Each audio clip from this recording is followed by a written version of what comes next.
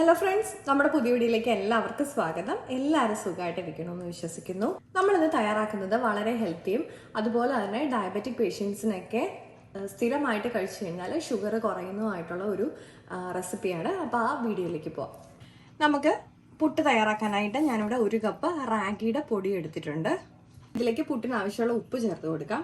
ഇതിലേക്ക് നമുക്ക് കുറച്ച് ക്യാരറ്റ് ഇതുപോലെ ചെറുതായിട്ട് ഗ്രേറ്റ് ചെയ്തെടുത്തേക്കുന്നത് ആഡ് ചെയ്ത് കൊടുക്കാം.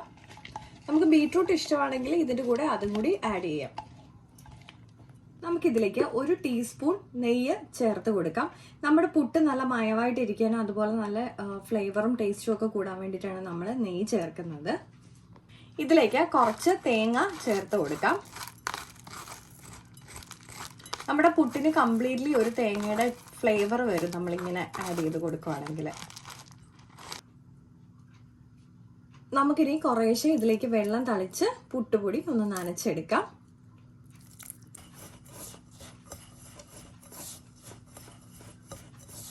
നമുക്ക് ഇടയ്ക്കിടയ്ക്ക് ലേശം വെള്ളം തളിച്ച് കൊടുത്ത് വേണം ഇത് നന്നായിട്ടൊന്ന് നനച്ചെടുക്കാൻ.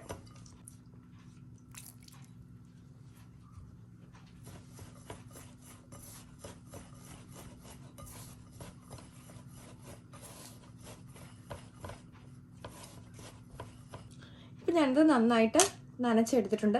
ഒരു 1/2 കപ്പിന് മേളിൽ വെള്ളം നമ്മൾ ഇതിലേക്ക് തളിക്കാനായിട്ട് ഉപയോഗിച്ചിട്ടുണ്ട്. 1 കപ്പാണ് നമ്മൾ പൊടി എടുത്തേക്കുന്നത്. നമുക്കിനി ഇതൊരു 10 മിനിറ്റ് റെസ്റ്റ് ചെയ്യാൻ വേണ്ടി വെക്കാം.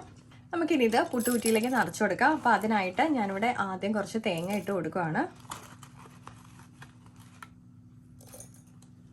നമുക്കിനി കുറേശ്ശെ നമ്മുടെ പുട്ടുപൊടി ഇതിലേക്ക് നിറച്ചു കൊടുക്കാം.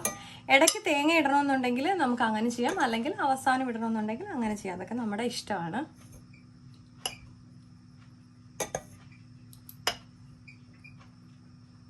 ഇടയ്ക്ക് വേണമെന്നുണ്ടെങ്കിൽ നമുക്ക് കുറച്ച് ക്യാരറ്റ് ഗ്രേറ്റ് ചെയ്തത് ആഡ് ചെയ്യണമെന്നുണ്ടെങ്കിൽ അതൊക്കെ ഇട്ട് കൊടുക്കാം.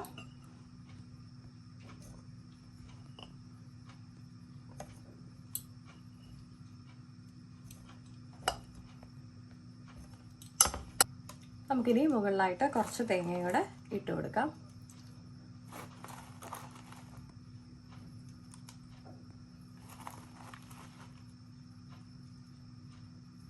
നമുക്കിനി ഇത് അടച്ച് ആവി കയറ്റാൻ വേണ്ടി വെക്കാം. നമുക്ക് ബാലൻസ് ഉള്ളത് ഇതിലും കൂടി നിറച്ചെടുക്കാം.